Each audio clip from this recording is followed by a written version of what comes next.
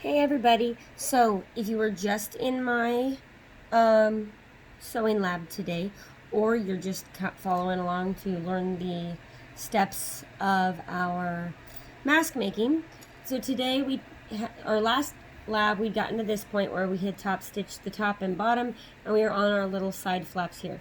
So what we're going to do today is I'm going to fold over just the smallest bit of fabric, like this, and then I'm going to fold it over again.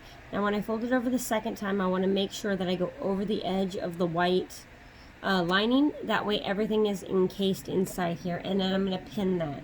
We're going to do that on both sides of our mask.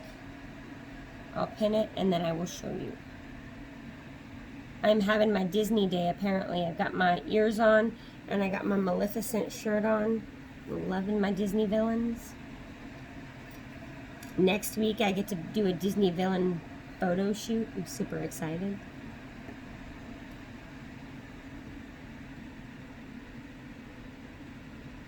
So this here is what, once you get it pinned, what it will look like. I'm going to go ahead and do the other side now. So I'm going to fold down the little edge, and then I'm going to fold it all over again so that it comes over the edge of our white fabric, creating a casing for our elastic and covering up all those fuzzy little edges of the fabric.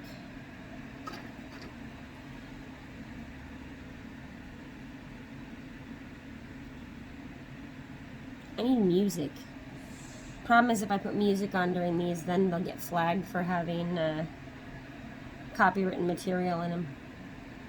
So, this is the second side. So this is where I'm at now.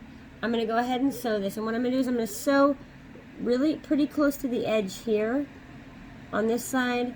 And same thing on this side, close to the edge, because we want to make sure that not only does the flap stay down, but that also it completely encases that white lining.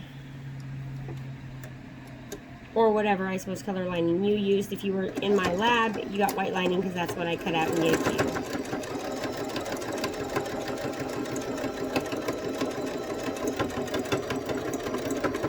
Alright, if you're using a machine like I am, definitely backstitch at the start and finish. Though most of my clients are using hand sewing, but whatever. So here's this. I will trim the extra threads off, but as you can see, we're really close to the edge here, and this is what it looks like on the outside, okay?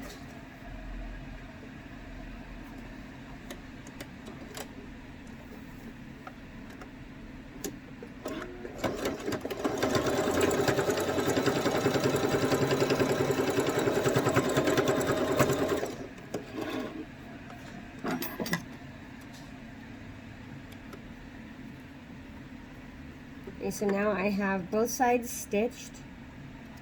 Go ahead and pull out the threads, the pins. I'm going to come along here and I'm going to trim off any extra threads that I have.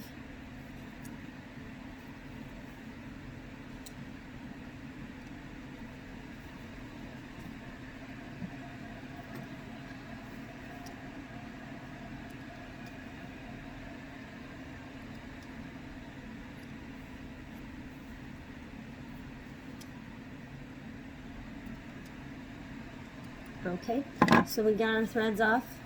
This is our mask so far. Now it's time to run the elastic in it. So I'm going to find a safety pin, which, assuming it didn't run away from me, I should have one in this drawer.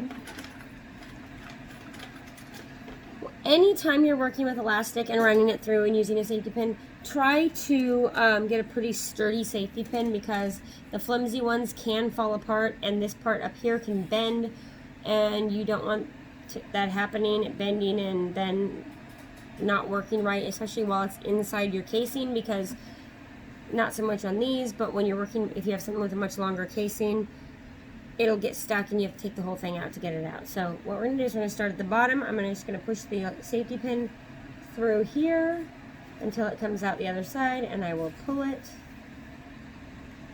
Now I'm going to try to keep this flat because I don't really want it twisted. I'm going to then go from the top of this one in You do have to just make sure you don't hook it around your fabrics that are in there. Then you're going to take here, just going to take my two ends, I'm just going to cross them over just a little bit. I don't want to do too much, because if you do too much, you will end up making your elastic too short, so don't do that.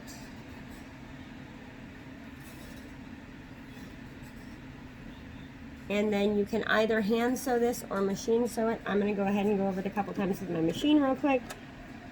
However, I'm also going to put it on a zigzag stitch, that way it is really sturdy.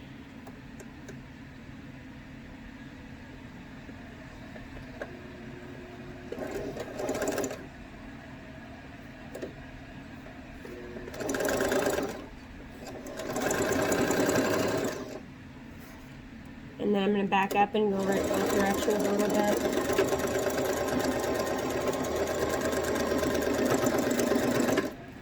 Alright, pull it out here, clip my threads. Now, here is the thing I also like to do, is I like to put, and this will move around a little on you, but I like to put that stitched edge inside the casing.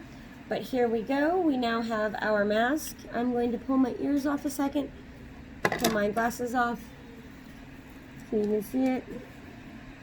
As you can see, these tend to be pretty big on my face, but I use the wire so I can then, and there we go, I've got Star Wars and I've got the Death Star. Alright, I have a thread here, I can see it. And that is our completed mask. I hope you enjoyed making that. We will have a new project starting next week, and hope you guys enjoyed making the masks.